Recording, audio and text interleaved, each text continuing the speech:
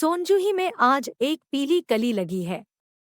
इसे देखकर अनायास ही उस छोटे जीव का स्मरण हो आया जो इस लता की सघन हरितिमा में छिपकर बैठता था और फिर मेरे निकट पहुंचते ही कंधे पर कूदकर मुझे चौंका देता था। तब मुझे कली की खोज रहती थी, पर आज उस लघुप्राण की खोज है। परंतु वह तो अब तक इस सोनजूही की जड़ में मिट्टी होकर मिल गया होगा। कौन जाने स्वर्णिम कली के बहाने वही मुझे चौंकाने ऊपर आ गया हो। अचानक एक दिन सवेरे कमरे से बरामदे में आकर मैंने देखा, दो कौवे एक गमले के चारों ओर चोंचों से छुआछुओल जैसा खेल खेल रहे हैं। यह काकभुशुंडी भी विचित्र पक्षी है, एक साथ समादृत, अनादृत, अति सम्मानित, अति अवमानित। हमारे बेचारे पुरखे न गरुड़ के रूप में आ सकते हैं, न मयूर के, न हंस के। उन्हें पितर पक्ष में हमसे कुछ पाने के लिए काक बनकर ही अवतीर्ण होना पड़ता है। इतना ही नहीं, हमारे दूरस्थ प्रियजनों को भी अपने आने का मधु संदेश इनके कर्कश स्वर में ही देना पड़ता है। दूसरी ओर हम कौवा और कावकाव करने को अवमानना के अर्थ में ही प्रयोग करते हैं। मेरे काकपुराण के विवेचन में अचानक बाधा आ पड़ी, क्योंकि गमले और दीवार की संधि में छिपे एक छोटे से जीव पर मेरी दृष्टि रफक गई। निकट जाकर देखा, गिलहरी का छोटा सा बच्चा है जो संभवतः घोंसले से गिर पड़ा है और अब कौवे जिसमें सुलभ आहार खोज रहे हैं। काकद्वय की चोंचों के दो घाव उस लघुप्राण के लिए बहुत थे, अतः वह निश्चेष्ट सा गमले से चिपटा पड़ा था। सबने कहा, कौवे की चोंच का घाव लगने के बाद यह बच नहीं सकता, अतः इसे ऐसे ही रहने दिया जावे।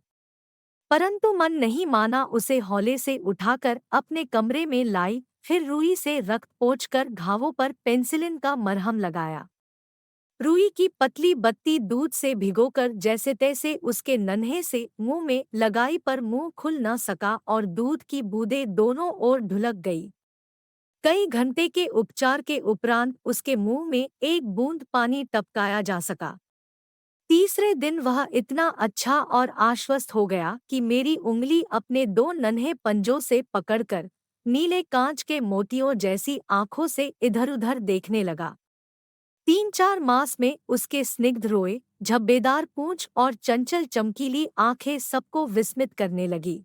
हमने उसकी जातिवाचक संज्ञा को व्यक्तिवाचक का रूप दे दिया और इस प्रकार हम उसे गिल्लू कहकर बुलाने लगे। मैंने फूल रखने की एक हल्की डलिया में रुई बिछाकर उसे तार से खिड़की पर लटका दिया। वही 2 वर्ष गिल्लू का घर रहा।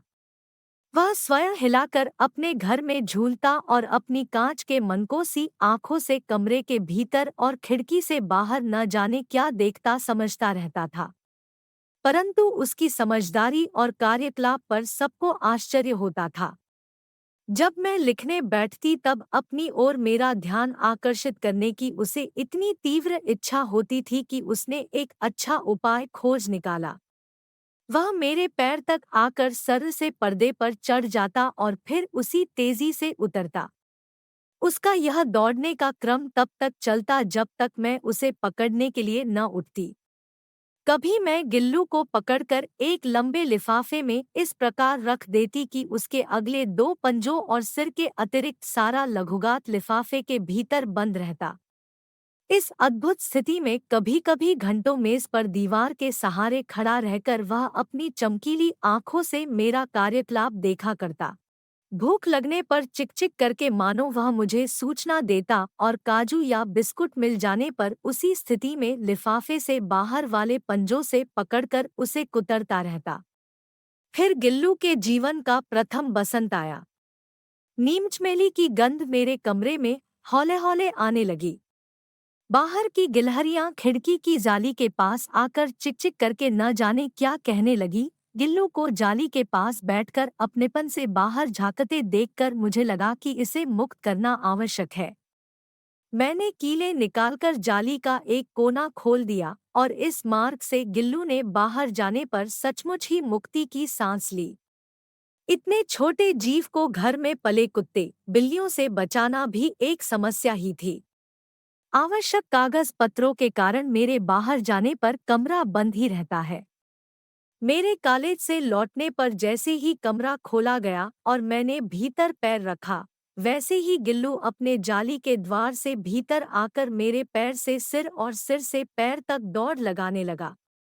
तब से यह नित्य का क्रम हो गया। मेरे कमरे से बाहर जाने पर गिल्लू भी खिड़की की खुली जाली की राह बाहर चला जाता और दिन भर गिलहरियों के झुंड का नेता बना हर डाल पर उछलता कूदता रहता और ठीक 4 बजे वह खिड़की से भीतर आकर अपने झूले में झूलने लगता। मुझे चौंकाने की इच्छा उसमें न जाने कब और कैसे उत्पन्न हो गई थी। कभी फूलदान के फूलों में छिप जाता, कभी पर्दे की चुन्नट में और कभी सोनजूही की पत्तियों में। मेरे पास बहुत से पशु पक्षी हैं और उनका मुझसे लगाव भी कम नहीं है, परंतु उनमें से किसी को मेरे साथ मेरी थाली में खाने की हिम्मत हुई है, ऐसा मुझे स्मरण नहीं आता। गिल्लू इनमें अपवाद था। मैं जैसे ही खाने के कमरे में पहुंचती, वह खिड़की से निकलकर आंगन की दीवार, बरामदा पार करके मेज पर पहुंच जाता और मेरी थाली में बैठ जाना चाहता। बड़ी कठिनाई से मैंने उसे थाली के पास बैठना सिखाया, जहां बैठकर वह मेरी थाली में से एक-एक चावल उठाकर बड़ी सफाई से खाता रहता। काजू उसका प्रिय खाद्य था और कई दिन काजू न मिलने पर वह अन्य खाने की चीजें या तो लेना बंद कर देता या झूले से नीचे फेंक देता था। उसी बीच मुझे मोटर दुर्घटना में आहत होकर कुछ दिन अस्पताल में रहना पड़ा। उन दिनों जब मेरे कमरे का दरवाजा खोला जाता, गिल्लू अपने झूले से उतरकर दौड़ता और फिर किसी दूसरे को देखकर उसी तेजी से अपने घोंसले में जा बैठता।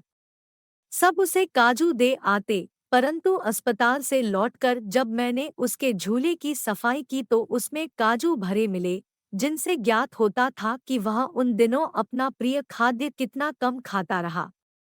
मेरी अस्वस्थता में वह तकिए पर सिरहाने बैठकर अपने नन्हे-नन्हे पंजों से मेरे सिर और बालों को इतने हौले-हौले सहलाता रहता कि उसका हटना एक परिचारिका के हटने के समान लगता। गर्मियों में जब मैं दोपहर में काम करती रहती तो गिल्लू न बाहर जाता न अपने झूले में बैठता। उसने मेरे निकट रहने के साथ गर्मी से बचने का एक सर्वथा नया उपाय खोज निकाला था। वह मेरे पास रखी सुराही पर लेट जाता और इस प्रकार समीप भी रहता और ठंडक में भी रहता। गिलहरियों के जीवन की अवधि 2 वर्ष से अधिक नहीं होती, आथा गिल्लू की जीवन यात्रा का अंत आ ही गया। दिन भर उसने न कुछ खाया न बाहर गया। रात में अंत की यातना में भी वह अपने झूले से उतरकर मेरे बिस्तर पर आया और ठंडे पंजों से मेरी वही उंगली पकड़कर हाथ से चिपक गया, जिसे उसने अपने बचपन की मरणासन्न स्थिति में पकड़ा था। पंजे इतने ठंडे हो रहे थे कि मैंने जागकर हीटर जलाया और उसे उष्णता देने का प्रयत्न किया, परंतु प्रभात की प्रथम किरण के स्पर्श के साथ ही वह किसी और जीवन में जागने के लिए सो गया। उसका झूला उतारकर रख दिया गया है और खिड़की की जाली बंद कर दी गई है, परंतु गिलहरियों की नई पीढ़ी जाली के उस पार चिकचिक करती ही रहती है और सोनजूही पर बसंत आता ही रहता है। सोनजूही की लता के नीचे गिल्लू को समाधि दी गई है, इसलिए भी कि उसे वह लता सबसे अधिक प्रिय थी, इसलिए भी कि उस लघुगात का किसी वासंती दिन जूही के पीताब छोटे फूल में खिल जाने का विश्वास मुझे संतोष देता है।